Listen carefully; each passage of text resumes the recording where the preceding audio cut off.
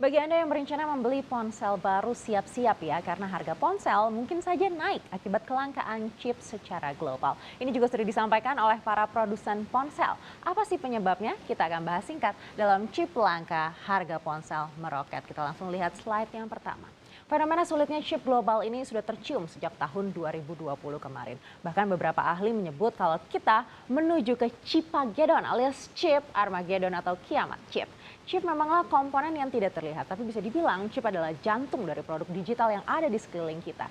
Jika produksi chip melemah, maka akan mempengaruhi industri manufaktur secara global. Pelemahan produksi chip ini mulai terasa di pertengahan 2020 kemarin, terutama setelah dunia global dilanda pandemi. Harga chip terus naik sampai di akhir tahun mulai terasa dari gamers yang kesulitan mendapatkan graphics cards atau jantung PC game hingga Apple yang kesulitan merilis iPhone terbarunya hingga industri otomotif yang juga mengalami kesulitan produksi di bulan Desember 2020 kemarin. Parahnya kekurangan chip ini sepertinya tidak bisa selesai dalam waktu dekat. Setidaknya butuh waktu hingga 2 tahun supaya produksi bisa berjalan seperti semula. Sementara itu para produsen siap menaikkan harga untuk kedua kalinya dalam kurun waktu kurang dari 1 tahun ini. Siapa saja yang sudah siap menaikkan harga? Kita akan cek slide berikutnya.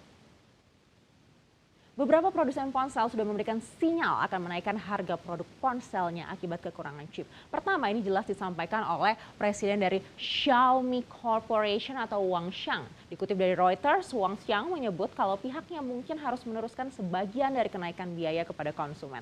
Jadi siap-siap nih, yang sudah mengincar ponsel Xiaomi karena harganya murah, mungkin tahun ini harganya tidak akan semurah ekspektasi Anda ya. Lalu berikutnya juga Realme. Juru bicara Realme menyatakan kalau di awal Maret kemarin, chip utama dan sejumlah komponen kecil mereka kini sudah habis. Dan untuk menunggu pengiriman komponen tersebut ini perlu waktu lebih dari 30 minggu. Kalau kita perhatikan ponsel seperti Xiaomi, Realme, Huawei, Oppo, Vivo ini kan terus-menerus merilis ponsel baru supaya portfolio semakin luas di pasar. Tapi justru jadinya tidak seimbang dengan pasokan chip yang semakin tipis. Tapi tidak hanya ponsel yang relatif murah ini ya, produsen besar seperti Samsung ini juga terimbas dan terlihat dari batalnya peluncuran Samsung Galaxy Note di tahun ini dan ditunda hingga tahun depan atau tahun 2022. Terlihat juga dari produsen ponsel Oppo. Tapi ini yang sudah naik duluan harga smartband-nya ya. Yang tadinya dijual seharga Rp599.000 kini jadi Rp649.000. Apple juga terlihat sangat kewalahan dalam perilisan iPhone 12 tahun lalu. Tadinya dijadwalkan kan di bulan September begitu ya. Akhirnya ditunda hingga bulan Desember 2020. Lalu apa sih penyebab kelangkaan ini? Kita akan coba cek di slide berikutnya. Prinsip dasar kelangkaan ya terjadi karena permintaan lebih besar dari penawaran. Dalam kasus ini artinya produksi yang tidak sebanyak permintaan di pasar. Lalu apa penyebabnya? Sebenarnya kelangkaan ini diawali dari pandemi COVID-19 yang menyerang secara global di sekitar Maret 2020 lalu. Akibatnya beberapa negara melakukan lockdown dan pembatasan ketat di negara masing-masing. Termasuk negara-negara produsen chip yang harus menghentikan produksinya untuk menekan penyebaran virus COVID-19 yang pada saat itu masih sangat mengagetkan bagi kita semua. Lockdown di sisi lain membuat warga di seluruh dunia ini terpaksa bekerja dari rumah atau WFH begitu ya. Dan untuk WFH atau untuk bekerja dari rumah ini dibutuhkan banyak peralatan elektronik yang mendukung, salah satunya adalah gadget. Ini membuat permintaan gadget jadi meningkat. Di saat produksinya justru menurun karena pabriknya masih di lockdown. Akibatnya saat itu banyak produsen barang elektronik yang menimbun chip untuk mengamankan produksinya masing-masing. Tidak hanya sampai di situ, di era kepemimpinan Donald Trump ini juga memberlakukan blacklist sana sini termasuk larangan menjual teknologi Amerika Serikat ke China dan juga sebaliknya.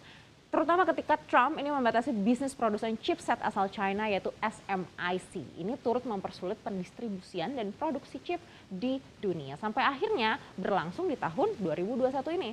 Dan meskipun kepemimpinan Trump sudah habis, tapi efek domino dari kebijakannya ini masih merugikan industri elektronik hingga saat ini dan diprediksi tidak akan pulih sepanjang tahun 2021 ini. Dan yang lebih gawat lagi, tidak hanya industri ponsel atau gadget yang terpengaruh, tapi juga industri lainnya. Siapa saja? Kita akan cek slide berikutnya.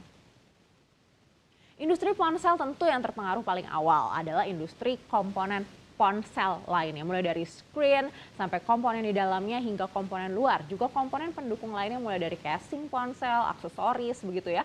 Lalu yang terdampak cukup signifikan lainnya adalah sektor otomotif. Di sisi lain permintaan mobil meningkat karena pemerintah di beberapa negara termasuk di negara kita juga begitu ya, memberikan insentif untuk mendukung bangkitnya industri otomotif. Tapi justru produksinya malah terhambat karena kelangkaan chip.